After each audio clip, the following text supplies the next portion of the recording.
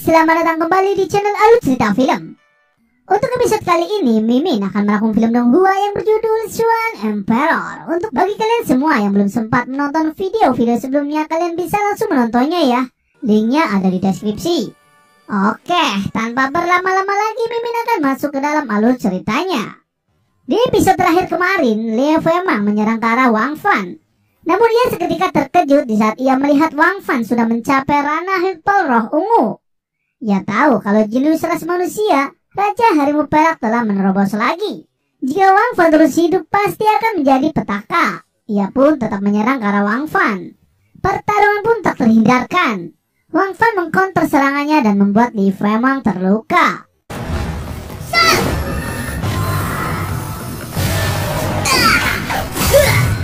Ia mengatakan kalau Liu Fengmang hanya di ranah ritual roh ungu tahap awal, dan Liu Fengmang tidak pantas menjadi musuhnya. Wang Fan pun menyerang kembali ke arah Liu Fengmang. Wang Fan menyerang Liu Fengmang dengan satu gerakan dan membuat Liu Fengmang tak berdaya. Seketika itu Wang Fan memilih pergi meninggalkannya, karena klan Raja Iblis Surgawi berdatangan menuju ke arah Liu Fengmang. Liu Fengmang pun terluka parah. Dari saat ia akan memberitahu tentang Raja Harimau Perak, ia pun pingsan seketika. Mereka tahu kalau Liu Fengmang dalam kondisi yang sangat buruk karena serangan Raja Harimau Perak. Jika terus melanjutkannya, takutnya akan dalam bahaya. Yao Butong juga tahu kalau Liu Fengmang sepertinya telah menemukan beberapa rahasia Raja Harimau Perak, dan ia harus bisa menggalinya. Dengan resiko apapun, ia harus menyelamatkan Liu Fengmang. Lalu mereka memerintahkan Feng Feilu dan He Xingyun untuk mengejar Harimau Perak dan mencari informasi tentang Raja Harimau Perak. Mereka berdua pun langsung pergi untuk mencari Raja Harimau Perak. Dan dari kota Xianjin, penguasa kota Xianjin Tuan Zhao Hatian berkata, jenius pertama dalam 200 tahun harusnya Raja Harimau Perak. Kita kembali ke Wang Fan. Wang Fan telah sampai ke dalam gua di mana Tuan Gao bersembunyi. Di sana Wang Fan juga bertemu dengan kakek dekan. Lalu Wang Fan mengeluarkan api suci bintang merahnya yang diperoleh dari kota Xianjin. Kakek dekan pun sangat terkejut. Tuan Gao menjelaskan Wang Fan mempunyai tekad hati yang kuat, jauh di atas rata-rata ras manusia. Kakek dekan tidak mau kalau kedepannya Wang Fan mengambil resiko seperti ini lagi. Wang Fan harusnya tahu kalau ia secara terang-terangan membuat kekacauan di kota Xianjin. Wang Fan pun menjelaskan kepadanya. Dengan adanya gigi harimau dan api suci bintang merah, semua itu bisa membantu kakek dekan untuk menerobos. Kakek dekan tahu kalau semua ini kesempatan yang sangat langka, dan ia akan melakukan yang terbaik untuk menerobos dan untuk memenuhi harapan mereka semua. Namun kakek dekan berharap mulai hari ini juga Wang Fan tidak muncul sebagai Raja Harimau Perak lagi. Wang Fan juga menjawab kalau ia sebenarnya lebih suka menjadi Wang Fan biasa. Kakek dekan juga mengatakan kalau Wang Fan mempunyai tulang sebagai raja, tetapi harus selalu waspada. Dan ia ingin mencari seseorang untuk melindungi Wang Fan secara diam-diam. Namun Wang Fan tidak mau. Dan kedepannya ia akan mendengar perkataan kakek dekan. Wang Fan juga mengeluarkan mutiara jiwa kilin. Ia menjelaskan, demi mendapatkan api suci bintang Scarlet, ia berpartisipasi dalam tantangan Menara Xianji untuk mewakili Pavilion Qixing. Dan Wang Fan telah memperoleh setelah melalui lantai 8 Menara Xianji. Tuan Gao pun terkejut kalau Wang Fan benar-benar menerobos lantai 9 Menara Xianji.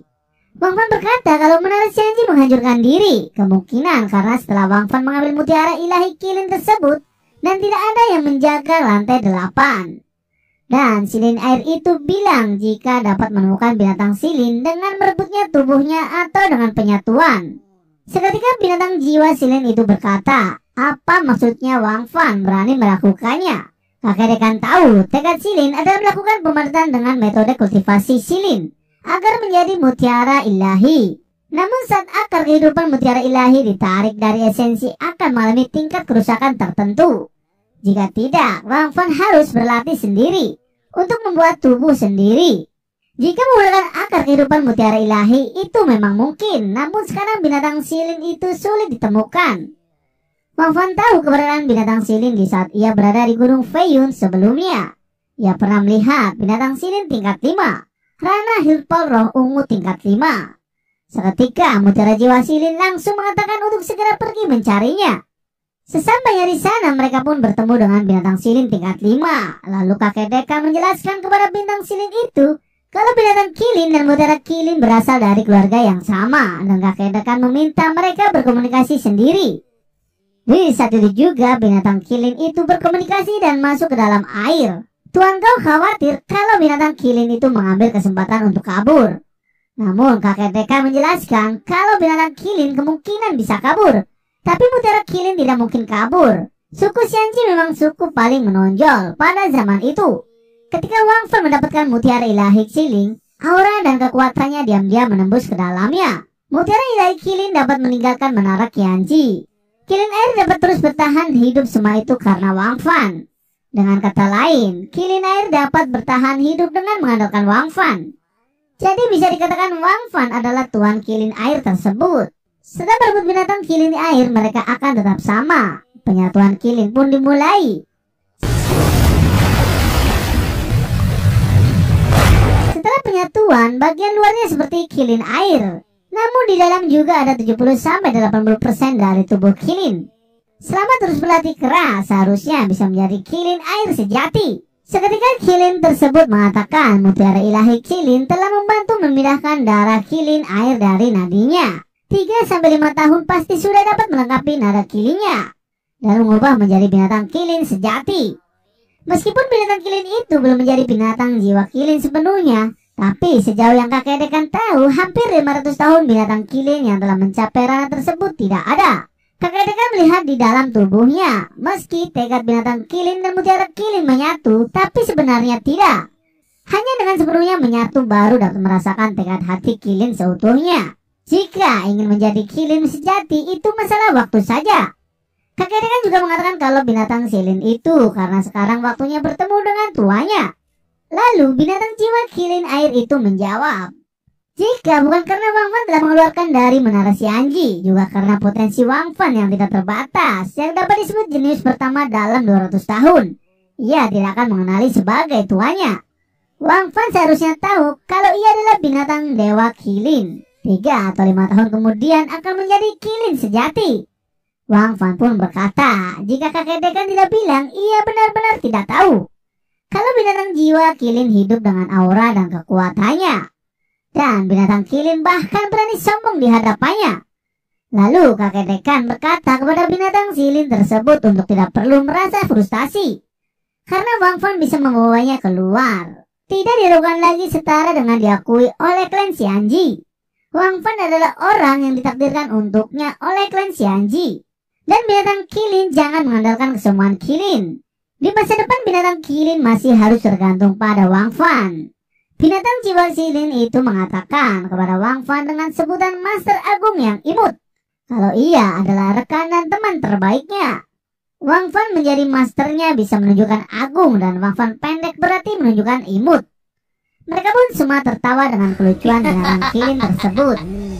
Kakek dekan menjelaskan kalau Wang Fan dalam bahaya, sekarang sudah ada perlindungan kilin air. Namun kilin air itu terlalu mencolok, takutnya akan menarik lebih banyak kehebohan. Jadi mulai dari sekarang, Wang Fan adalah Wang Fan biasa.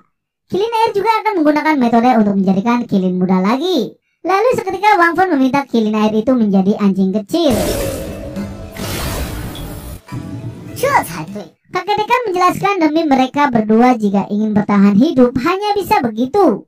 Seketika itu kilin air merubah dirinya menjadi anjing kecil yang imut. Wang Fan juga memberi nama anjing kecil itu dengan nama Xiaobai.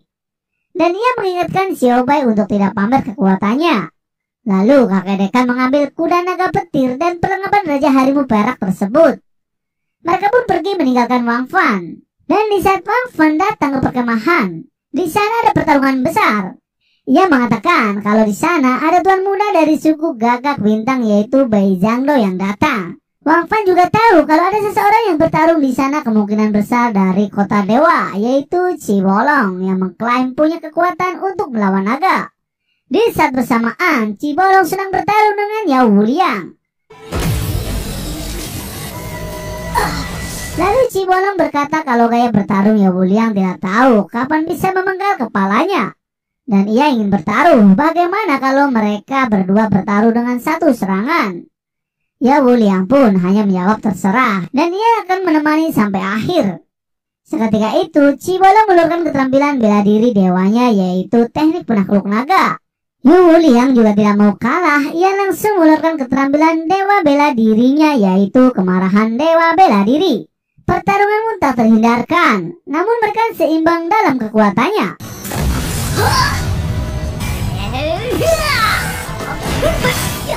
Lalu Wang Fan memberi arahan kepada Cibolong kalau teknik penakluk naga tidak seperti naga, tapi sekuat naga.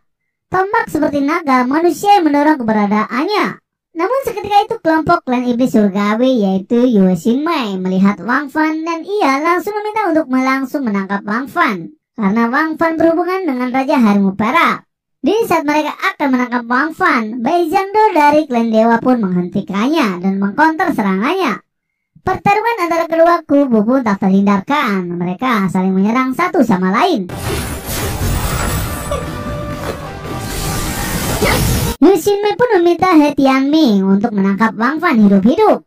Seketika Wang Fan memilih melarikan diri karena ia tidak ingin semua tahu kalau ia sebetulnya sangat mudah menghadapinya. Xiao Bei juga berkata hanya sekelompok bajingan kecil, kenapa harus lari? Ia sendiri juga sudah cukup untuk mengalahkannya. Namun Wang Fan menjelaskan kepadanya kalau sekarang ia hanya anak anjing Xiao Bei yang tidak bisa bertarung, bukan silin air yang tak terkalahkan. Dan Wang Fan meminta untuk tidak berbicara.